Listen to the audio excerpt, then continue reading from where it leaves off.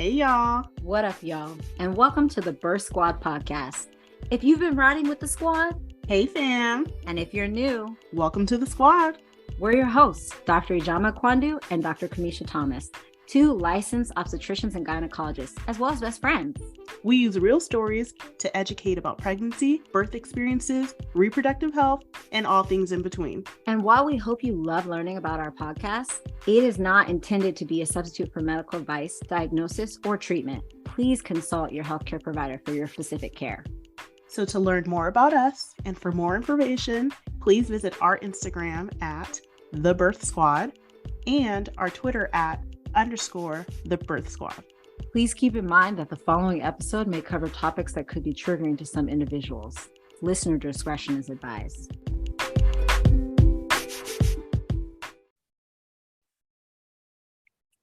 Meet Renesha. She's the first badass birth warrior who will share her story to help the squad navigate through the complex and inspiring journey of pregnancy, labor, delivery, and motherhood. It's about to get lit, y'all. However, during the interview, you may notice some medical terms or jargon, but don't worry, we got you.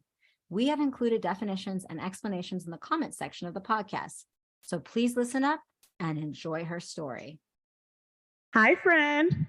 Hi, boo. Hey, girl. So, Renesha, do you mind introducing yourself, telling us, who you are, what you're about, girl? Sure. My name is Renesha Westerfield. I'm a mother of one. I am an HR manager by trade, currently looking for work. If by the time you hear this recording and need an HR manager, holla at your girl. Based here in the Bay Area, preferably San Francisco. And I thank you. Yes. You better put the networks out there. Hey, LinkedIn is everywhere. Yes.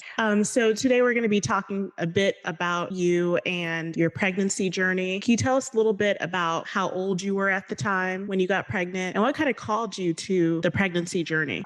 I was 33. I was in my Jesus year. Oh, and yes. So I turned 33 before I got pregnant. I remember telling myself at 30, I know I want a baby, but I'm not going to get serious about it until 32. I don't know what it was about 32, but I told myself going into it, I'm going to try this whole dating thing, try to find me a man. I remember it was 2018, around the time that I turned 31. I dubbed the year 2018 in the hopes that I'd find a bae. Yes. I was on there 2018. 2018. It was a time, y'all. It was lit. That girl. So during 2018, I was swiping left, right, everywhere, which between on all the apps, dating, trying to meet Mr. Right. So time went on. No one came to the forefront. No one I felt like I could commit with to. I mean, we all know how it is dating in your early 30s. So by 32, I just stopped. I had stopped dating.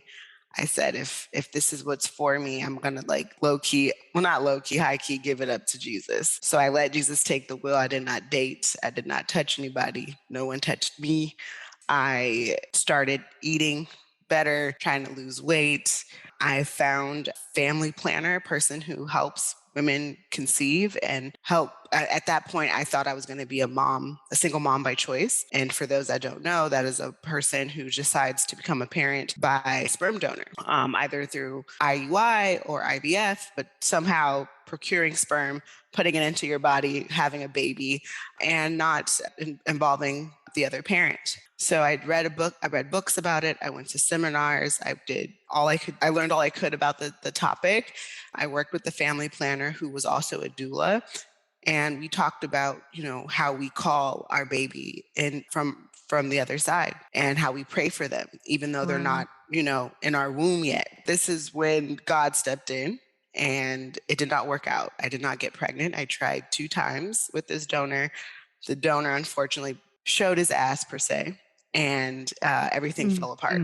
So at my very low, no money, lost all my money, couldn't get any of that money back, didn't have any sperm, wanting a baby, and just lost because God saw fit to link me up with a man that wanted to be in a relationship, wanted to be a father for another time. And months after dating, I got pregnant. And okay. Yep, that's how that worked. A good old fashioned way, drunk off the juice, and up there, next thing you know, you were sitting legs up at a gynecological visit, looking at a heartbeat. So you don't have to tell us about what juice you were using at the time. Well, look, I'm just saying, gin is your friend, but be careful with that tequila. Um, yes, yes, Anything can happen. anything can happen. Hennessy, what is it? Anything is possible. That's it. Yes, Anything, yes, anything is possible. anything is So, possible. amen. So, In Henny, we trust. amen. We are not sponsored by Hennessy. I ain't get unless they want to send me a check. Yes. So I conceived my son during what was it? Shelter in place. The day the world shut down is the day I peed on a stick and found out I was pregnant. And so I have a true blue pandemic baby. I remember going to doctor's visits alone. There was nobody at the clinics or hospitals. So, I mean, we all know for those of us that have had children during that time, it was a different time. But me and my baby survived, and here we are. So Yeah. tell me kind of about the feelings that you had as you were going into this pregnancy. How were you feeling during? Going into the pregnancy, I was excited. It was the pandemic that just changed everything because at that time they didn't know what COVID would do to a pregnancy, if you would miscarry, if you got COVID, how it would impact the baby in general. So I went into lockdown mode on top of lockdown mode. I didn't go anywhere. I didn't talk to anyone because that first trimester is very precarious. I remember feeling very protective and kind of moving in a different space out of the fear and just into protective mode. So I looking back, no one knew what COVID would do. So I don't have any, I don't know if it was just pregnancy worries or COVID worries. It was a combo for sure. But I was excited. I was thrilled that, there was life growing inside of me and all the things that I had asked God for were happening at the time. My partner was very on top of things. Like we were buying furniture, we need all these things. So having someone kind of keeping me grounded in the things that were important and allowing me to be excited and talk about the things that I wanted in the future really helped because it was a very bleak time. Mourn what I didn't have during my pregnancy, as far as community, as far as just being touched, belly rubs and hugs from people not randos. I'm glad that didn't happen, but having people in my life that I love share my pregnancy with them, all the things that happened and I didn't get to do anything. How did you deal with the mental health and kind of address your trauma during that time? Therapy. I had a therapist leading into my pregnancy that had nothing to do with me trying to conceive. That was just at the time what I was doing. And then that was like my lifeline for a lot of things. My goal was to give birth at a birth center. The birth center, they had this little, I guess it was called like a birth group.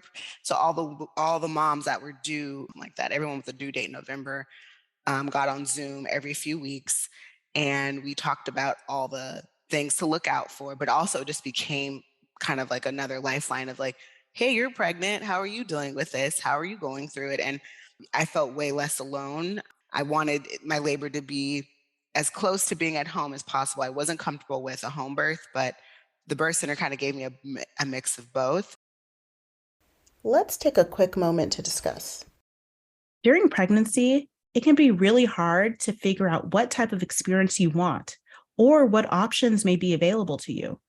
Renesha has shared with us some amazing information about her experience so far, especially about her quest to deliver at a birth center. But what does that mean? What exactly is a birth center? Great question, Ijama, and one that many have.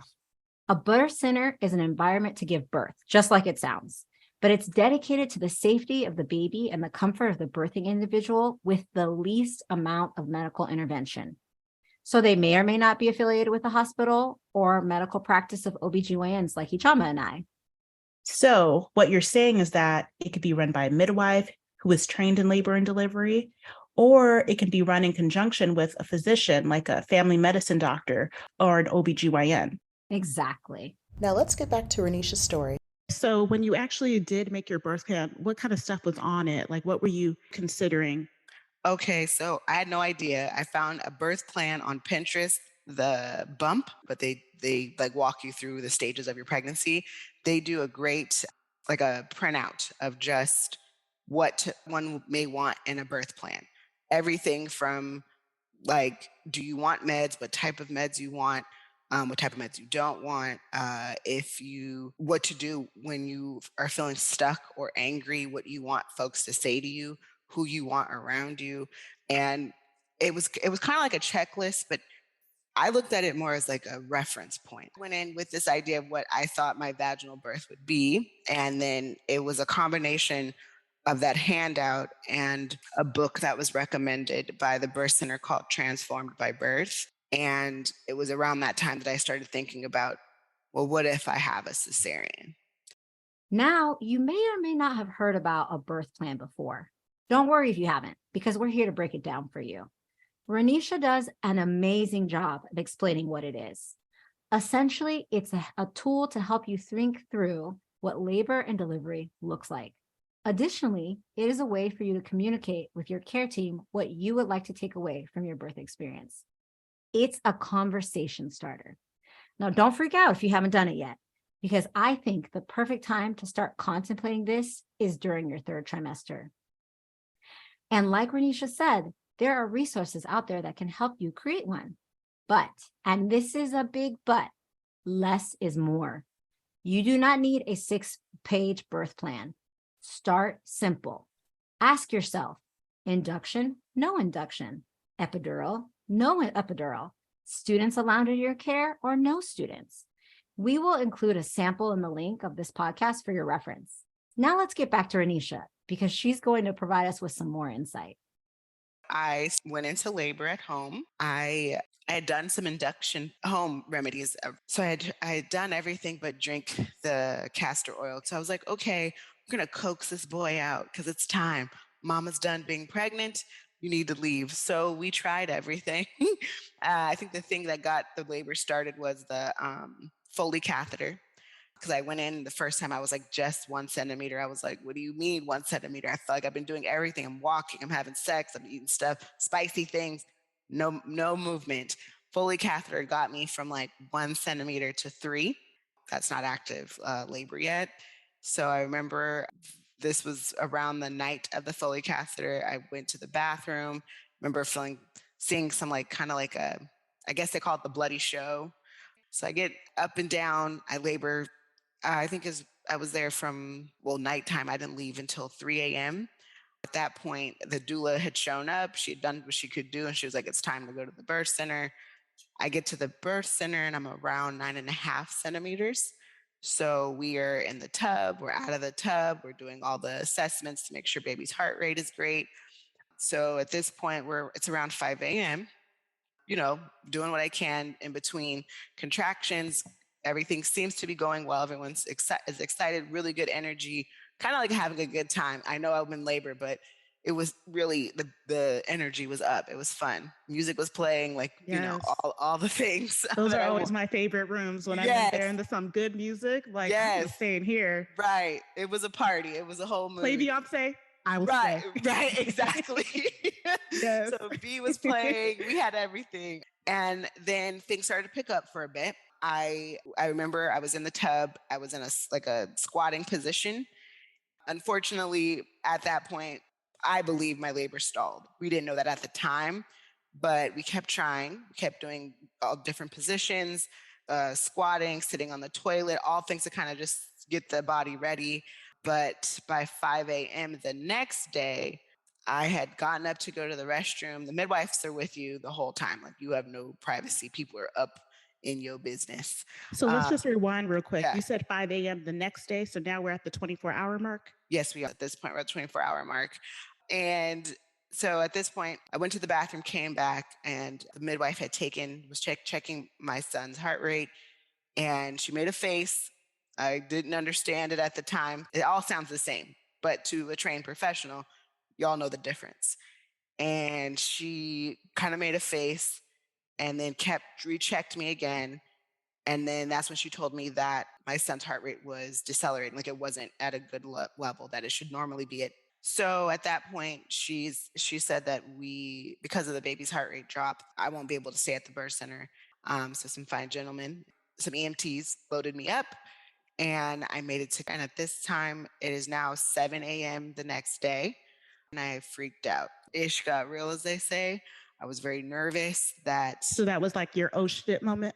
Oh, heck yeah.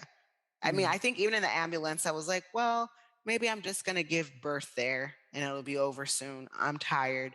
But that once I sat down and they got me admitted, and people are checking and doing all the things, and you can tell on people's faces when shit ain't right.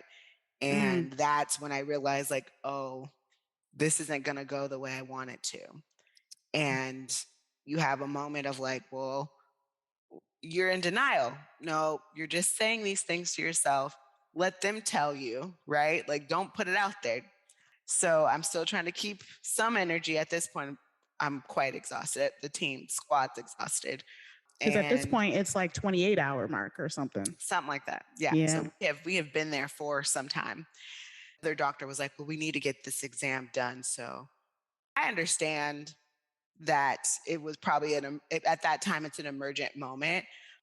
And I was feeling myself getting upset because everyone's talking at me. So I'm going from this very warm, happy, chill environment to this sterile, cold environment, and I can't catch up because I can't let go of this birth that I wanted, and I'm being forced to, right? Because time was not on my side.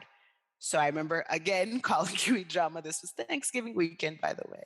She was at home enjoying her Yes, time. I was waiting for that call. No. Yep. I could not sleep. Fair. So I'm calling you and I'm like, listen, I don't know what to do. And at this point, I think we were still getting preliminary tests and things like that. There will be a shift change. And I was like, okay. They say that I am going to need a C-section, that they don't think I can give birth vaginally that day. And I felt deep. Dang, that was not in Renesha's birth plan. So why would you potentially need a cesarean delivery? Are OBGYNs just out there just trying to cut everybody? No, we actually want everyone to deliver vaginally if we can. And we often go at great lengths to accomplish this. But sometimes, unfortunately, it's just unavoidable. So here, I'm going to break down some of the common reasons why someone may need a C-section. Number one, the baby's head is not down. This is also known as breech presentation. Sometimes OBGYNs may be able to offer you a procedure called an external cephalic version, which helps turn the baby. In very rare circumstances, some providers even do a vaginal breech delivery. But again, this is very rare. And it's very extremely important that you discuss this with the person who's providing this procedure, because there are some risks associated with it. Number two, your baby, for whatever reason, does not tolerate labor. So this means that every time you have a contraction, the baby's heart rate is going down and it's not coming back up in a safe way. Or the baby's heart rate goes all the way down and stays down for a really long period of time. It's like the baby's holding its breath underwater. And this can be an emergency and another reason for a cesarean delivery. Mm-hmm. Number three, for whatever reason, your cervix stops dilating. So basically in labor, your cervix needs to dilate all the way to 10 centimeters. Sometimes labor progresses on its own naturally and you're able to get to 10 centimeters. Or your providers might be able to give you medicine to help your labor progress and get your cervix to 10 centimeters. But if your cervix does not get into 10 centimeters, there's no way for that baby's head to fit. So we got to get to 10. So if you stop dilating, that's another reason why you might need a cesarean delivery. Number four, the baby does not go down and descend into the pelvis. So there's a philosophy in obstetrics that is called the 3 Ps. They stand for power, passenger, and pelvis. So power means contractions. Essentially, labor boils down to your body's ability to dilate or generate power to help the passenger, aka the baby, descend into the 3rd P, your pelvis.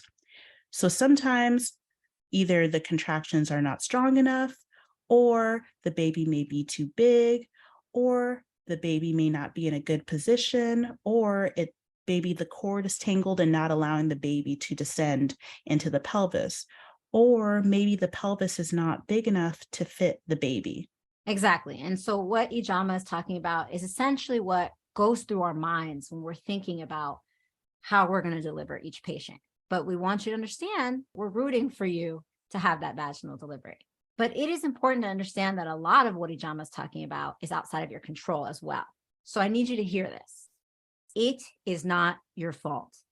A lot of times we blame ourselves for not being able to have a vaginal delivery, but we can't control all of those factors that she just talked about. Say it one more time, friend, for the people in the back. I'm telling you, it is not your fault. And that's part of the reason we are having this podcast, is because we're trying to help you understand that. And we'll talk about this more a little bit later. But right now, I want us to get back to Renesha, because she's going to continue to share her birth story. But I want you to be advised that this could be triggering for those who have experienced labor and birth. We recognize and understand the significance of birth trauma. So they're basically like, had you been here earlier, this wouldn't have happened. And the conversation ends with this situation, your water being broken for this amount of time, infection can happen. Basically, you or your baby could die. And very matter of fact. And I never thought of that at that point. I was like, wait a minute, hold up. What you mean? And nothing, they kept talking, but it was like that, like in a movie where like it sounded like white noise, like you just couldn't hear them. Wow. Exactly. Charlie like, Brown. Right. I'm like, what are you saying? Like this was nowhere near a thing. I mean, I had fear that I had to get a C-section. I knew this labor was going to be hard because that's what I had felt in my spirit, that this was going to be a hard labor, but death was not an option, like not a thought until she says this. So I break down after they leave while shift is changing. I'm having a full moment. Like I had failed myself. I failed my son. I can't believe I'm in this position, as if I had any control. Because again, God's going to do what God's going to do. And we don't have control over our labors. We have no say over any of this at any point, right? But at the time, I felt devastated. I felt so defeated. And I just cried. I remember the midwife was still with me, and she was really great about just holding space for what had taken place, and that I was still going to have a healthy baby today, and that I was going to be okay. And that shift change was literally a change. They came in with good energy.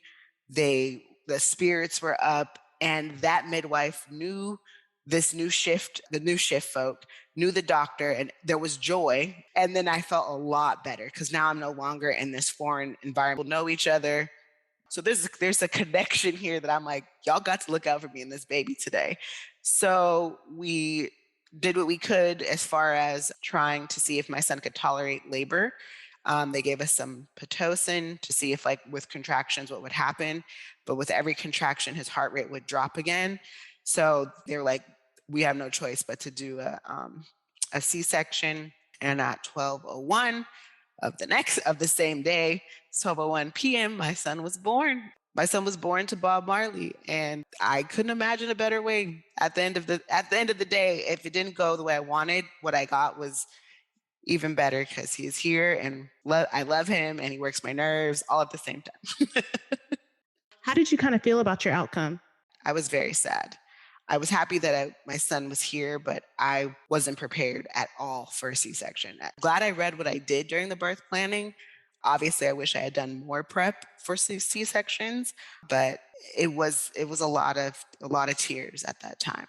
I don't believe it was postpartum. I really do believe it was the loss of the birth that I envisioned for myself. I dreamt of even. That whole moment I didn't get to have. So there was a lot of regret, there's anger, but over time and with therapy and support from like the midwives and my OB, I was able to get back on track. Putting away that birth plan because it was out, it was in a bag. I kept passing it on the table. I remember throwing it away. Like it didn't matter. Don't read it.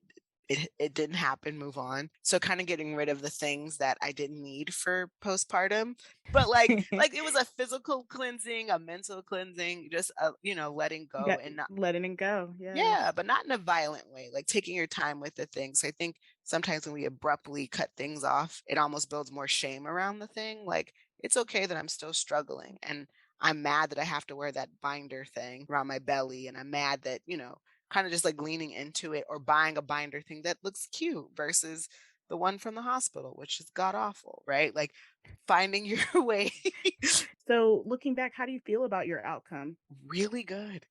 I did not know that I had like I always say I had like a world-class C-section, but low key I did.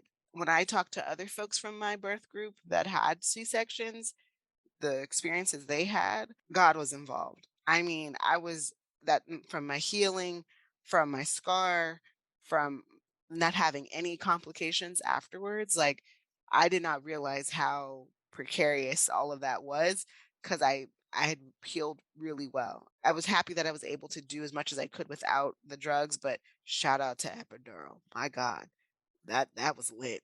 I get it. I was talking a lot of shit about it, but I'm like, yeah, yeah, so that was great. Yeah, mhm, Yeah. yep. So, do you have any pearls about creating a birth plan that you would like share with other women or for women who had a C-section? I think for those that are, I really want to highlight the book Transformed by Birth. I do not know who writes it. That book was really instrumental, and there was a lot of like exercises about accepting what this is, because in all reality, like this is the closest you'll come to death to bring life into this world. And you need to know how to deal with getting close to the other side, as they say. So that book was great. That bump birth plan on the bump, they did a great job with just framing it. If you're going to go into it, look into both. Like, just even if you think you're having a C-section, read about having a vaginal labor, because that happens too. Plenty of people said, I'm going to have a C-section, then they end up having a vaginal birth. Like, this goes both ways. And the fear of the thing, because people have fear around it, right? People have fear of vaginal labor because they don't want to rip. People have fear of cesareans because of all the things. You have to lean into that. You have to look that mess dead in the face. And I remember having a moment where they had in that book, they made you write down all the things you were afraid of labor wise, and then you burn it. And that helps. All these things are helping you become that mom, right? Because you're afraid of a lot. There's a lot of things that'll come afterwards that are scary. So learning how you deal with your fear starts in those moments. So anything you can do to kind of lean into that, I think would be helpful. Coming into motherhood and who you know yourself to be is going to change completely. So like take that in, and that time I really leaned into all the things I was afraid of, because I felt like that was keeping my baby inside of me. I felt like he wasn't going to come until I'd calmed the hell down. I believe that he was like, you ain't ready. I'm gonna stay here another week. I'll see you next week, girl. Get it together. He was like, no, no, no. Mm-mm, I'm mm-mm. gonna wait. I'm gonna wait. Right, I'm right. gonna give So you another day. Get right, it together. right. Sort your shit. So Sis. it was real. I think that and to this day, I think that boy will look at me and like, no, you don't get to be scared today. Get up. I'm like, okay, you right. So much in that time that your baby's telling you who they are, even in those early days, what type of child you're gonna have. So yeah. So, if you were to go back in time to talk to your past self, early pregnancy, birth planning, Mm, what type of advice would you give yourself? mm. I think I would say good job on getting parallel care. I don't, at the time, I was on the fence if I should have done the midwife, and having, the midwife perspective and the clinical perspective from the hospital, I think really helped frame pregnancy and labor for me. I would say let go as much as possible. I would have enjoyed more if I just let things be, like staying in the moment, not being so worried and reading all kinds of mess on Google all hours of the night. And whatever it is, it is. It's already done, right? Yeah. And 'cause so much of parenting is that. So much of parenting is just letting go, because your child changes every day in the early months, right? Like who they went to bed as, who they woke up as, two different people. So you have to let things go. Yeah. Well, Renesha, I want to thank you so much for taking the time, for being here, for sharing all of your experience. This was a very vulnerable conversation, and I just really appreciate you being so open. Thanks so much, friend. Anything to help fellow mamas out there. And I thank you for listening to my story. Yeah, thank you. What an amazing story. Renesha has taught us the importance of being mentally prepared for your birth, and that sometimes reality may not be exactly what you imagined. And that's okay. In fact, it is normal. It is normal. Well, we want to thank you so much for joining us this week. We're going to continue sharing stories for more badass birth warriors, because at the end of the day, you are the experts. Well, y'all, thank you for listening to the Birth Squad. Remember, as you navigate your healthcare journey, that you are beautiful, you are brilliant, and you are brave. We at the Birth Squad would love to hear more from you. Tell us what topics you'd want to hear more about. Hit us up on Instagram at the Birth Squad and on Twitter @_the Birth Squad. Most important, make sure to share this episode with your squad. Until next time, I'm Dr. Ijama Okwandu. And I'm Dr. Kamisha Thomas. Peace, love, and solidarity from the Birth Squad.